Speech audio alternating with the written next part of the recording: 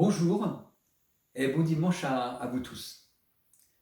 Le temps du déconfinement approche et dans une petite semaine, nous ressortirons, nous reprendrons le chemin de nos activités, de nos occupations, de nos rencontres. Certains sortiront avec enthousiasme, d'autres peut-être avec inquiétude. Est-ce que je ne vais pas moi aussi l'attraper?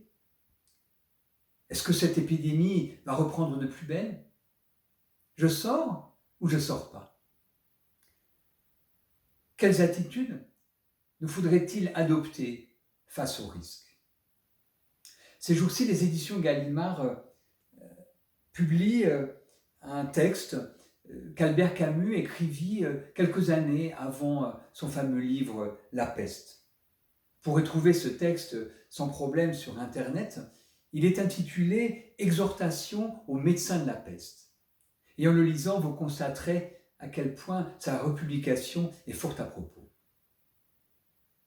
Vous donc, médecins de la peste, écrit Camus, vous devez vous fortifier contre l'idée de la mort et vous réconcilier avec elle, avant d'entrer dans le royaume que la peste lui prépare. Si vous êtes vainqueur sur ce point, vous le serez partout, et l'on vous verra sourire au milieu de la terreur. Quel judicieux et puissant conseil! Il valait pour les médecins de la peste, il vaut aussi sans doute pour les soignants d'aujourd'hui, tout autant que pour nous. Il est bien sûr, il sera et il est important de respecter toutes les consignes, les fameux gestes barrières, le port du masque et d'autres encore. Mais il faudrait surtout fortifier tout notre être.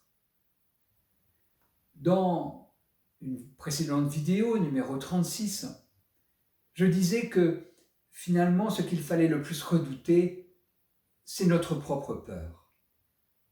Parce que la peur fragilise notre être. Elle menace nos fortifications intérieures.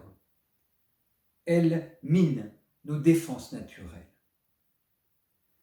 Celui qui n'a plus peur de la mort est d'autant plus armé face au danger qui le menace qu'il est désormais libre.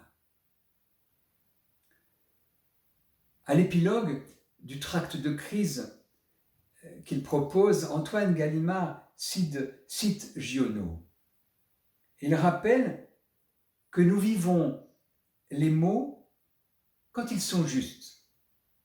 Eh bien, si les mots d'aujourd'hui sont justes, je vous souhaite de les vivre. À bientôt.